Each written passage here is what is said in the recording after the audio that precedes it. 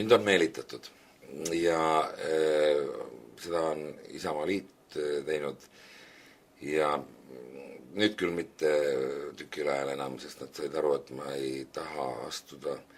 Kuigi ma olen jaganud enda poliitilisi vaateid nii-öelda ja omal ajal, kui see vabadus meil siin pihta hakkas, siis me ju Isamaaliidu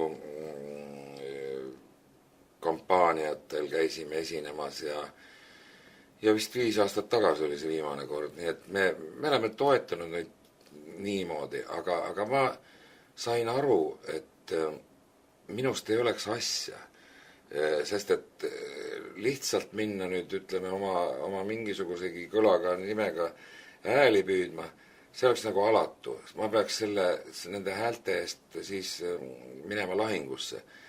Ja selleks peab olema aega, selleks peab olema pühendumust ja nii edasi. Minul poliitilise tegevuse jaoks ei ole mitte mingisugust soolikat olemas ja ma ei kujutaks ette, et ma istuks lipp sees ja räägiks päevad läbi tähtsatest asjadest, millest ma isegi aru ei saa.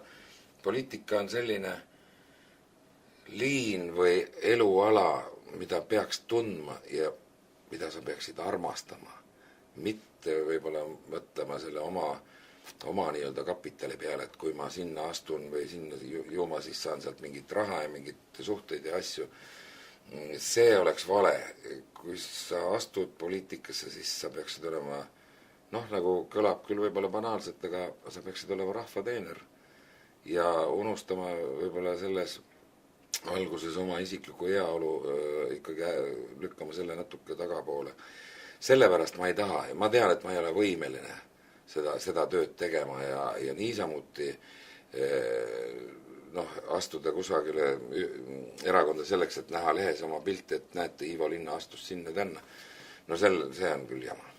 Nüüd on just Keskerakonna astunud nooruka laulja Mikk Saar ja täna tuli teada, et Hendrik Norman. Mis te arvate, kui head poliitikud neist saavad? Vaieldamatult on nad head artistid. Ja kui nad on teinud endale selgeks, et seal erakonnas nad saavad olla Eesti rahvale veel kasulikumad, kui nad on meelelahutust pakkudes, siis andku tuld. Kui seal taga on mingid muud ambitsioonid, siis ma oleks pettunud.